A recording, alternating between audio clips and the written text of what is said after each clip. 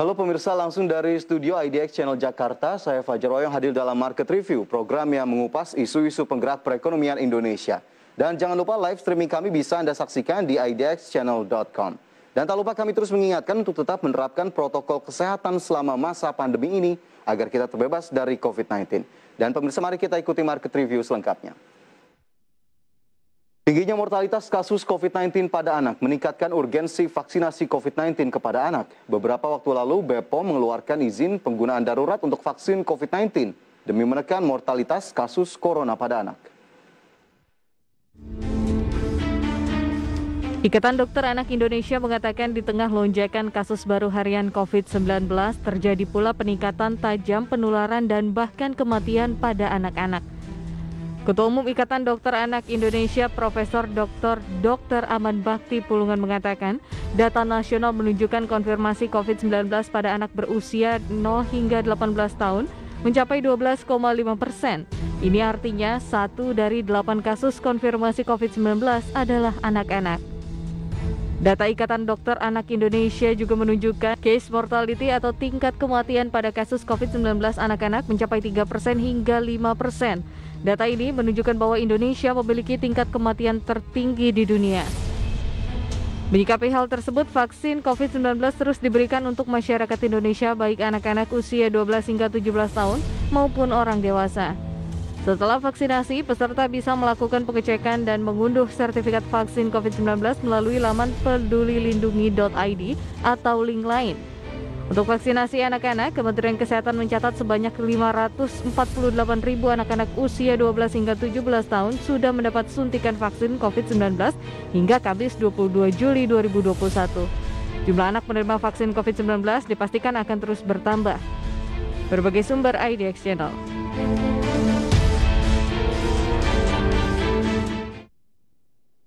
Dan pemirsa, untuk membahas tema kita pagi hari ini sudah tersambung melalui Zoom dengan Ibu Siti Nadia Tarmizi, juru bicara vaksinasi COVID-19 Kementerian Kesehatan. Selamat pagi Bu Nadia. Selamat pagi Mas Fajar. Apa kabar Bu Nadia? Alhamdulillah sehat. Alhamdulillah. Kita semua. Sehat selalu untuk kita semua, untuk Bu Nadia dan juga tim. Semoga selalu sehat di tengah hari-hari ini, terutama berlanjutnya penerapan PPKM ya Bu Nadia ya. Ya, betul. Siap, Bu Nadia, di hari ini kita akan membahas urgensi dan juga akselerasi vaksin COVID-19 untuk anak-anak. Nah, tapi sebelum kita berbicara lebih jauh terkait vaksinnya sendiri, ini sebetulnya bagaimana sih Bu paparan COVID-19 kepada anak-anak di Indonesia? Iya, sebenarnya kita tahu resiko keterpaparan anak-anak itu sebenarnya jauh lebih kecil ya dibandingkan orang dewasa, karena kalau kita lihat untuk sampai dengan usia di bawah 17 tahun itu semua aktivitas sangat lebih banyak dilakukan secara daring ya. Artinya proses pembelajaran itu sejak awal dari pandemi COVID-19 itu untuk pembelajaran di bawah usia 17 tahun kita ketahui ini sudah tentunya diputuskan untuk dilakukan secara daring. Hanya memang kemarin ada beberapa daerah yang memang karena keterbatasan ya tentunya terpaksa harus melakukan proses belajar mengajar ini secara luring ya tentunya. Tetapi kalau kita melihat bahwa dari total kasus yang saat ini kita ketahui bahwa jumlah kasus anak-anak itu kurang lebih adalah 12% dari total semua kasus yang dilaporkannya. Jadi tentunya kalau kita lihat memang angka 12% ini kurang lebih sama seperti total kasus pada usia di atas 60 tahun ya. Karena memang anak-anak tadi kami sampaikan sebagian besar aktivitasnya lebih banyak di rumah, bahkan kegiatan-kegiatan seperti les ataupun kegiatan-kegiatan di luar seperti berolahraga juga sangat dibatasi pada anak-anak.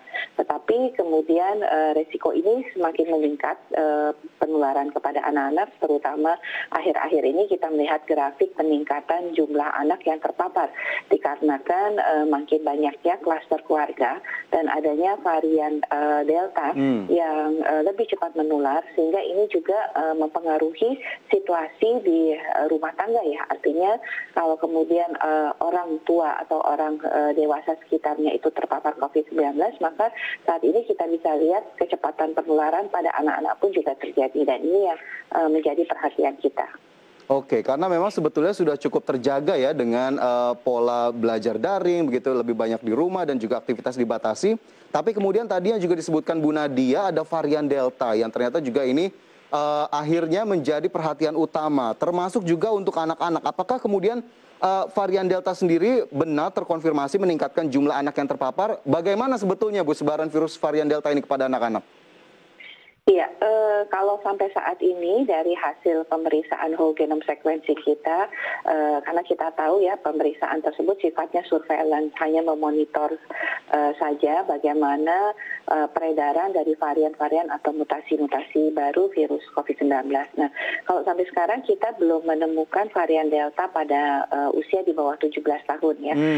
Tetapi kalau melihat pola penularannya yang sangat cepat, ini sangat memungkinkan penularan itu terjadi sebagai akibat dari varian Delta ini. Nah, tentunya kita tidak ingin ya, kalau kita lihat sekarang varian Delta itu dari 655 whole genome sequencing yang kita lakukan pemeriksaan, 80%-nya adalah varian Delta, dan itu ada hampir di 22 provinsi, yang artinya karena melihat sifat daripada varian atau virus Delta ini, itu sangat memungkinkan penularan itu juga menjadi salah satu faktor resiko ya untuk anak-anak bisa mendapatkan infeksi COVID-19 tentunya. Oke, jadi bisa meningkatkan faktor risikonya itu sendiri. Lantas bagaimana kemudian dampak yang ditimbulkan saat COVID-19 menginfeksi anak-anak, dan bagaimana kemudian perburukannya? Apakah memang ada kasusnya sejauh ini dan seperti apa? Tapi nanti Bu Nadia, usai jeda kita sambung kembali. Pemirsa jangan beranjak dari tempat Anda, Market Review segera kembali sesaat lagi.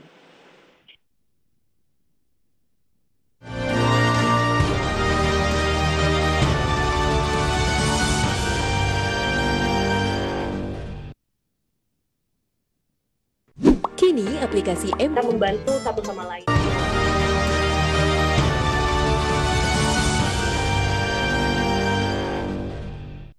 Ya, terima kasih Anda masih bersama kami dalam Market Review, pemirsa. Dan sebelum kita sambung kembali diskusi di segmen sebelumnya, saya akan ajak Anda untuk melihat beberapa informasi. Langsung saja kita lihat di grafis yang sudah kami persiapkan, pemirsa.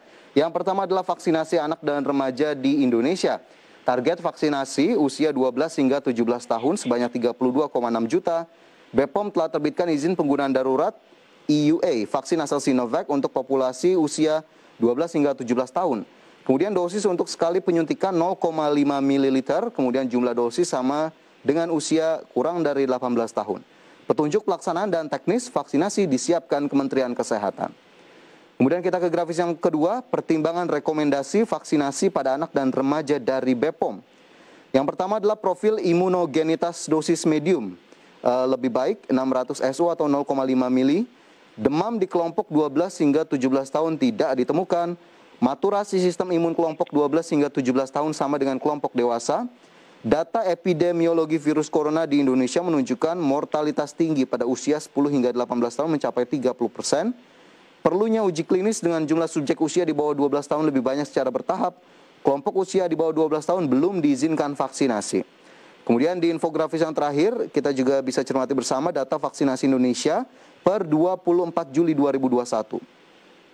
Di mana target sasaran vaksinasi nasional 208.265.720. Kemudian vaksinasi kedua ini sudah diberikan kepada 17.475.992. Vaksinasi ke-1 ini 44.107.926. Dan kembali kita lanjutkan diskusi kita kali ini, pemirsa, dengan Ibu Siti Nadia Tarmizi, juru bicara vaksinasi COVID-19 Kementerian Kesehatan.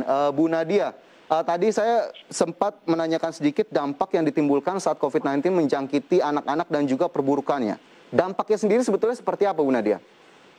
Iya, jadi umumnya anak-anak yang tertular dari virus COVID-19 ini biasanya tidak bergejala ya, atau gejalanya sangat ringan ya, karena memang salah satu yang menjadi perjalanan penyakit dari virus COVID-19 itu adalah seiring dengan meningkatnya usia, gejala itu makin bertambah dan resiko untuk kematian itu juga bertambah. Tetapi tidak memungkinkan juga seorang anak, kita tahu anak ini adalah yang kelompok juga termasuk kelompok rentan ya. Kalau kita bandingkan di dalam siklus kehidupan manusia, tentunya anak dan lansia itu adalah kelompok-kelompok yang paling rentan dalam proses kehidupan. Nah tentunya anak-anak yang positif COVID-19 walaupun juga 80% itu tidak bergejala, tetapi ada juga yang kemudian berat dan kemudian berakhir kepada kematian. Kalau kita lihat dari grafik kita, memang angka kematian dari total 83.279 angka kematian akibat COVID di Indonesia, itu pada anak-anak hanya angkanya sekitar 0,8% secara nasional ya. Tetapi kemudian pada anak-anak yang terutama punya komorbid seperti misalnya mereka adalah yang memang punya kelainan kongenital ya, artinya misalnya mereka punya kelainan jantung, mereka itu ada kelainan darah seperti leukemia, itu kalau kemudian mereka terinfeksi COVID-19, risiko kematian itu meningkat sampai dengan 6-8 kali ya. Nah tentunya ini yang menjadi salah satu juga catatan kita untuk kemudian tadi mungkin disampaikan Mas Fajar ada mengenai sasaran daripada infografis tentang sasaran dari peserta anak remaja ya 12-17 tahun. Saat ini kita sudah validasi itu angkanya adalah pada angka sekitar 27 juta usia 12 sampai dengan 17 tahun yang menjadi sasaran untuk vaksinasi kita. Oke, 27 juta angkanya menjadi sasaran vaksinasi. Tapi sejauh ini akhirnya sudah sampai mana? Sudah seberapa banyak, Bu, yang akhirnya sudah mendapatkan vaksinasi baik dosis pertama ataupun kedua untuk anak-anak? Ya, untuk dosis pertama anak-anak rentang usia 12 sampai 17 tahun ini yang sudah mendapatkan vaksinasi sekitar berjumlah 620.000. Kita ada yang sudah mendapatkan dosis vaksinasi kedua yaitu sebanyak kurang lebih 50 anak. Ini adalah sebenarnya vaksinasi awal yang kita lakukan untuk melihat misalnya apakah efek sampingnya seperti apa, kemudian apa-apa saja yang harus kita siapkan sebelum kita memperluas vaksinasi tersebut ke populasi atau jumlah yang lebih besar. Jadi memang baru 600.000 karena resminya kan baru kita mulai di awal Juli untuk vaksinasi kepada anak-anak. Oke, tapi yang pasti memang terus diakselerasi, terus dikejar ya Bu Nadia untuk vaksinasinya ya? Betul, karena kita ketahui bahwa khusus untuk vaksinasi kepada anak-anak ini, kita ketahui bahwa vaksinasinya kita tidak lakukan melalui sentra-sentra vaksinasi. Tapi kemudian kita akan bekerja sama dengan sekolah-sekolah ya, untuk memudahkan proses vaksinasi yang kemudian nanti akan dilakukan vaksinasi ini melalui sekolah-sekolah. Ini adalah khususnya untuk anak-anak usia 12-17 tahun yang ada di bangku sekolah. Sementara kalau untuk anak-anak yang mungkin tidak berada di bangku sekolah, itu akan dilakukan vaksinasi melalui puskesmas, posyandu, ataupun pos-pos pelaksanaan vaksinasi ya, seperti pada saat kita melakukan imunisasi pada anak. Oke, baik. Jadi memang akhirnya sudah banyak strategi dan juga langkah yang tentunya telah disiapkan, terutama oleh Kementerian Kesehatan. Lantas jenis vaksinnya sendiri yang disuntikan ke anak-anak, adakah perbedaan dengan orang dewasa, Bu Nadia? Ya, seperti diberikan izin emergency use authorization dari Badan POM, maka jenis vaksin yang digunakan atau yang boleh digunakan pada anak-anak sampai saat ini adalah baru vaksin Sinovac ya. Jadi vaksin Sinovac atau vaksin CoronaVac yang dibuat menjadi vaksin jadi di Bio Farma, itulah yang direkomendasikan saat ini untuk diberikan kepada anak-anak usia 12 sampai 17 tahun. Dan tadi betul seperti yang disampaikan oleh Mas Fajar pada infografis, jumlah dosis yang diberikan pada usia 12 sampai 17 tahun ini adalah sebanyak 0,5 ml ya, jadi sama seperti ukuran pada dewasa ya kurang lebih, dan rentang waktunya juga sama 28 hari. Oke, secara dosis, rentang waktu juga ternyata sama begitu ya. Sementara tadi izin untuk vaksinasi COVID-19 untuk anak-anak juga sudah dikeluarkan, tapi memang masih belum sebanyak yang bisa diberikan jenis vaksinnya begitu ya. Sudah ada yang diberikan ataupun diberikan izinnya tadi oleh BPOM. Kita lihat nanti bagaimana kemudian perkembangannya, apakah kemudian ada tambahan-tambahan lainnya. Tentunya Kementerian Kesehatan pasti akan mengusahakan lebih jauh. Tapi kemudian bagaimana reaksi yang muncul setelah menerima vaksinasi dan apa yang harus dilakukan orang tua agar meminimalisir risiko terpaparnya COVID-19 pada anak-anak, Bu Nadia. Tapi nanti usai jeda kita kembali lanjutkan. Pemirsa, jangan beracun di tempat Anda, kami segera kembali sesaat lagi.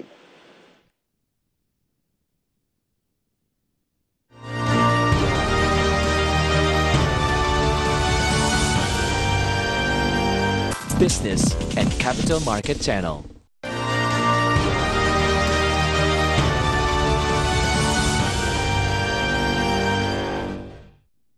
Anda masih bersama kami dalam Market Review dan pemirsa, kembali kita lanjutkan diskusi bersama dengan Ibu Siti Nadia Tarmizi, juru bicara vaksinasi COVID-19 Kementerian Kesehatan.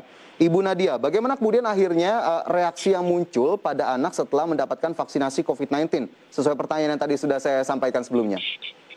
Iya, jadi sebenarnya anak-anak yang mendapatkan vaksin COVID-19 ini dari 600.000 yang sudah mendapatkan vaksinasi ini ataupun yang dari kita lakukan pertama kali sebanyak 50 orang anak usia 12-17 tahun sebenarnya tidak ada keluhan efek samping yang berarti ya.